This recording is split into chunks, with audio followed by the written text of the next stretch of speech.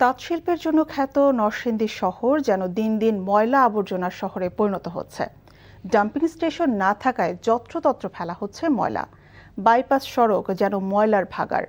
পরিবেশের পাশাপাশি রয়েছে স্বাস্থ্য ঝুঁকিও। ব্যবস্থা নেওয়ার আশ্বাস দিলেন পৌর প্রশাসক। নরসিংদী থেকে বিশ্বজিৎ সাহার পাঠানো রিপোর্ট। এ যেন ময়লা আবর্জনার রাজ্য। নরসিংদী শহরের বাস স্ট্যান্ডের কাছে মদনপুর গুরুত্বপূর্ণ বাইপাস সড়কের চিত্র এমন। সড়কের দুই পাশে বর্জ্যের স্তূপ, এতে প্রশস্ত রাস্তা শুরু হয়ে গেছে। প্রতিদিন টনকে টন ময়লা ফেলা হচ্ছে সড়কের দুই পাশে। এতে পরিবেশ বিনষ্টের পাশাপাশি চরম স্বাস্থ্য ঝুঁকিতে সাধারণ মানুষ। শত শত পণ্যবাহী ট্রাক, কাভার্ড ভ্যান, শিল্প কারখানার শ্রমিক, ব্যবসায়ী, শিক্ষার্থী ও সাধারণ যাত্রী এই সড়ক ব্যবহার করেন।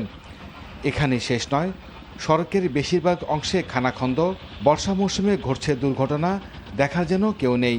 পৌরসভায় ময়লা ফেলায় তো পুরো রাস্তাটারে মনে করেন একবারে বাদ বানায় দিতেছে। ময়লার কারণে যে যানজট বাজে, পৌরসভার কোনো উদ্যোগ তো নাই।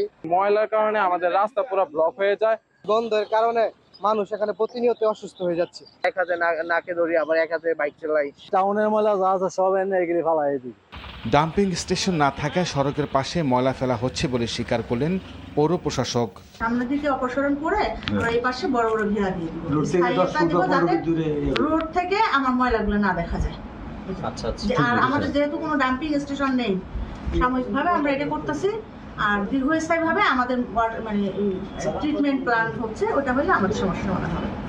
সড়ক থেকে দ্রুত বর্জ্য অপসারণের দাবি জেলাবাসীর। NTV news desk.